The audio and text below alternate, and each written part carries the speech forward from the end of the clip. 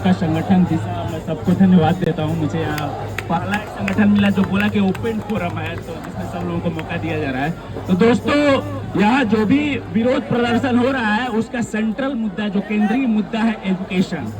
लेकिन इसके पहले भी तमाम तरह के भ्रष्टाचार हो, चाहे एजुकेशन से रिलेटेड और भी घपले हो, बहुत बार चीजें आती है, लेकिन बहुत जल्दी लोग भूल जाते हैं और सड़क पर कम आते हैं। तो इसके बारे में भगत सिंह की जेल डायरी में पढ़ी थी, और सब लोगों को पता है, वो इंग्लिश तो बहुत अच्छा लिखते हैं, उर्दू भी बहुत अच्छा जानते थे।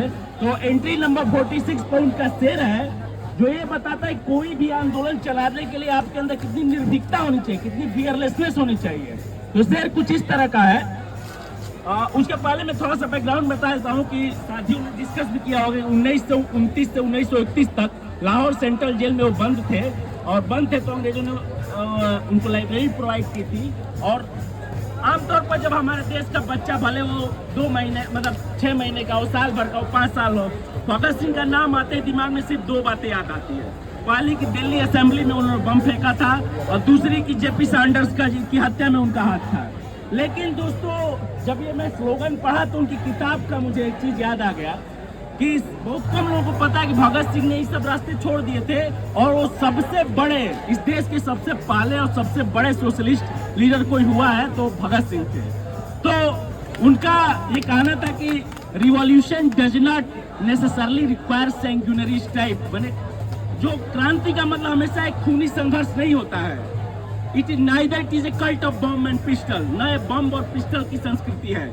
इसका मतलब ये होता है कि एक आदमी का दूसरे आदमी के द्वारा जो शोषण हो रहा है उसके खिलाफ हमारा संघर्ष है। असली संघर्ष अंग्रेजों के खिलाफ तो जो है ही, लेकिन जो यहाँ के सूदखोर, यहाँ के माफिया, यहाँ के भ्रष्टाचारी जो किसान का शोषण करते हैं, गरीब का शोषण करते हैं, उसके खिलाफ जो आवाज बुलंद होती है उसी को क्रांति कहते हैं। और शेर कुछ इस तरह का था कि इससे पता चलता है कि कितनी उनके अंदर निर्भीकता थी। जैसे वो जेल में सभी विचारकों को पढ़े, लेनिन को पढ़े, मार्क्स को पढ़े, दोस्तोयेव्स्की को पढ़े, ट्रॉट्स्की को पढ़े, उमर खयाम साहब को पढ़े, गालिब को पढ़े, और खुद अच्छा उर्दू भी लिखते थे। तो शेर कुछ इस तरह का है, भगत सिंह कहते हैं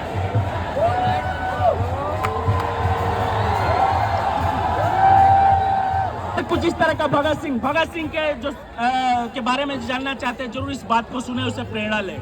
भगत सिंह कहते हैं, तुझे जिबा करने की खुशी, तुझे जिबा करने की खुशी, जिबा बोलते हैं कत्ल करने को, तुझे जिबा करने की खुशी, मुझे मरने का शौक है। तुझे जिबा करने की खुशी, मुझे मरने का शौक है, और मेरी भी मर्जी वही है जो मेरे सयाद की है। मेरी भी मर्जी वही है, सयाद मेरे जो जल्लाद की है। इसका मैंने इंग्लिश ट्रांसलेशन भी किया है कि slaughtering makes you happy and I crave to die. Me and my killer both have the same desire. Both have the same desire. तो दोस्तों, ये बताता है कि उस आदमी के अंदर कितनी निर्भीकता थी, तब आज हम लोग 100 साल बाद उनको याद कर पा रहे हैं। दोस्तों, और भी जेल डायरी उनकी इतना बड़ा दस्तावेज है, उनको अगर आप पढ़ेंगे तो उन्होंने डेमोक्रेसी के बारे में कुछ बातें कही है, 100 साल पहले उन्होंने कही है। इतना अच्छा विश्लेषण कि आज लगता है कि आज हो, जैसे वो बोलते हैं कि डेमोक्रेसी का मतलब केवल पॉलिटिकल डेमोक्रेसी नहीं, इकोनॉमिक डेमोक्रेसी हो, सोशल डेमोक्रेसी हो, आर्थिक क्षेत्र में आप देख रहे हैं कि आज ऑक्सफैम की रिपोर्ट पढ़ लीजिए कि गरीब और अमीर के बीच में कितना अंतर बढ़ गया है। आप सोशल इक्वलिटी के, जाति के नाम पर, धर्म के नाम पर, अभी भाई एक आरक्षण की बात अभी कर रहे थे, 69,000 भर्ती शिक्षक घोटाला।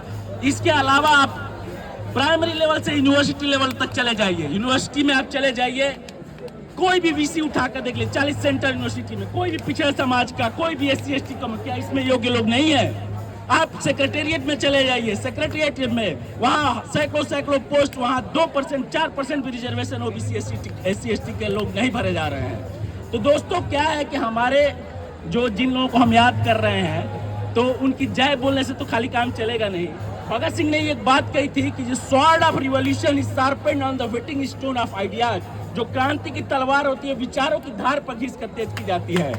तो दोस्तों, विचार जानने के लिए हमको तो पहले पढ़ना पड़ेगा, केवल एक दिन आंदोलन में से तो होगा नहीं। तो इसलिए हमको संघर्ष सड़क पर भी करना है, प्लस एक इंटेलेक्चुअल लेवल पर भी हम अपना विकास करना है। जो इतना साहित्य दोस्तों ने रखा है, मुझे बड़ा अच्छा लगा कि इसको ले जाइए, आप लोग पढ़िए। तो उन्होंने एक बात कही थी कि अगर सही में ये डेमोक्रेसी एक थ्योरेटिकल आएगी, जैसे बाबा साहब ने भी कहा कि आज अंतिम जो स्पीच था कॉन्स्टिट्यूएंट असेंबली में, कि भाई एक आदमी को एक वोट का अधिकार दे करके हमने जो राजनीतिक एक बराबरी की है, इससे कोई बहुत कुछ बदलने वाला नहीं है। एक तरह से विरोधाभासों के दौर में गुजर रहे हैं हम। उसके लिए चाहे कि सोशल डेमोक्रेसी जो ऊंच नीच का भाव है जाति के आधार पर, वर्ग के आधार पर, या इकोनॉमिक डेमोक्रेसी, इकोनॉमिक इक्वलिटी जब तक नहीं आती है, तो जो इस विचार भगत सिंह की विचारधारा के लोग हैं जो समाजवाद की बात, इसलिए बड़ा अट्रैक्टिव लगता है कि बड़ा साइंटिफिक एक चीज है कि अगर लॉन्ग टर्म में इस देश में कोई सुधार होना है तो ये पार्टी आ जाए, वो पार्टी चली जाए, इससे कुछ बहुत बदलने वाला नहीं है। जब तक बिल्कुल कमिटेड लोग, जैसे कम्युनिस्ट विचारधारा के लोगों का एक मैं रिसेंट एग्जाम्पल बताता हूँ कि आप लोगों के इलेक्टोरल बॉन्ड में इससे बड़ा घपला हुआ था जितना शिक्षा घोटाला या राम मंदिर में चोरी का हुआ। इलेक्टोरल बॉन्ड स्कीम में लाखों लाख करोड़ का, लेकिन बात वही है कि इस देश के लोगों की मेमोरी बड़ी शॉर्ट टर्म है। 2 दिन 4 दिन आंदोलन चलता है। मेरी इच्छा है कि ये इसके इस आंदोलन के साथ वैसा ना हो, लेकिन लोगों की एनर्जी फेड करने लगती है। लेकिन सिर्फ और सिर्फ कम्युनिस्ट पार्टी ऑफ इंडिया थी जिसने ये इलेक्टोरल बॉन्ड में चंदा नहीं लिया था, क्योंकि उनको पता था कि पारदर्शी सिस्टम में बाकी सभी पार्टियां, चाहे पक्ष की विपक्ष, सब लोगों ने लिया था। तो यही है दोस्तों की जो आज हमको लगता है कि बाबा साहब से भी लास्ट इंटरव्यू में पूछा गया था, आज हम डेमोक्रेसी के एकदम कोलैप्स की कंडीशन पहुंच गए। सब इलेक्शन कमीशन कंप्रोमाइज है, CBI, ED, even judiciary compromise है। तो अब रास्ता क्या बचता है? या हम चिल्लाते रहेंगे, भाई पीसफुल प्रोटेस्ट करना हमारा अधिकार है, लेकिन इसको अगर हम 50 दिन भूखे रहे हैं तो किसी के अंदर जब नैतिकता होगी तब ना, इसको मोरल कोएर्सन कहा जाता है, तब तो बात सुनेगा। वो लोग तो जीडी अग्रवाल मर गए, 121 दिन का 112 दिन का आंदोलन करे, कुछ फर्क ही नहीं पड़ा। सोना मांगचू मर भी जाए तो उनको ये पता चले कि इस देश की कलेक्टिव कॉन्शियसनेस जो एक है, वो या तो लोग बहुत डरे हैं जो इस तरह का सिस्टम बन गया है, या जो डरे नहीं है वो किसी लालच में है। लोगों के आराम तलबी पर सड़क पर निकलना नहीं चाहते हैं। तो इसके खिलाफ अगर आपको अपनी आवाज बुलंद करनी है तो भाई उस लेवल का कमिटमेंट तभी आएगा जब वैचारिक स्तर पर आप सुदृढ़ होंगे। और ये एजुकेशन का मसले पर इसलिए लोग इतने आ रहे हैं क्योंकि लोगों की जिंदगी से जुड़ा हुआ मामला है ना। भाई एक रिक्शे वाले का बच्चा भी है, वो भी उसका भी चाहता है कि हमारा बच्चा पढ़ लिख कर बहुत अच्छी पोजीशन पर पहुंचे। लेकिन इसीलिए बाबा साहब ने जो सबसे बड़ी बात कही थी कि education is the milk of tiger, शिक्षा शेरनी का दूध है। That who drink cannot stay away from roaring, जो पिएगा वो दहाड़ेगा। आज मैं इतना दहाड़ मार रहा हूँ क्योंकि मैं भी 4-5 साल से बाबा साहब को बहुत पढ़ा हूँ। मैं इंजीनियर बन गया, बीटेक कर लिया, लेकिन एक तरह से मैं अनएजुकेटेड हूँ।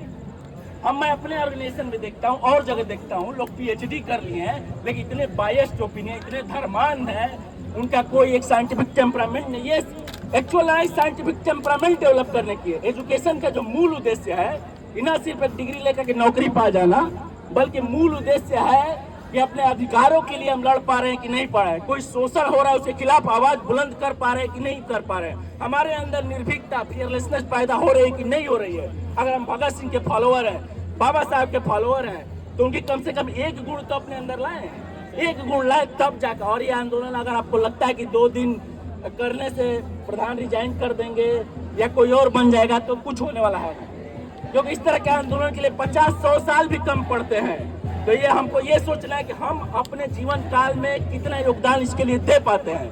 वो नहीं देंगे, आपको क्या लगता है कि धर्मेंद्र प्रधान रिजाइन कर देंगे तो कोई दूसरा आएगा क्या, वो जादू की छड़ी घुमा देगा? जब पूरा इकोसिस्टम, पूरा तंत्र ही पैसे पर, जैसे कि एक बहन ने बताया कि पूरा प्राइवेटाइजेशन NEPR है, उसमें तो आप समझ लीजिए कि पूरा प्राइवेटाइजेशन ही प्राइवेटाइजेशन है शुरू से लेकर अंत तक। यूजीसी हुआ करता था मैडम, यूजीसी में ग्रांट मिलता था रिसर्च स्कॉलर्स को, जो हायर एजुकेशन के होंगे वो जानते होंगे। आज उसको रिप्लेस करके हेफा लाया जा रहा है, हायर एजुकेशन फाइनेंसिंग एजेंसी, जैसे शिक्षा रेवेन्यू जनरेट करने का सोर्स है। दोस्तों आपको जानकर आश्चर्य होगा कि इस देश का जो R&D का बटन है सिर्फ 0.6% ऑफ GDP है, सिर्फ 0.6% है।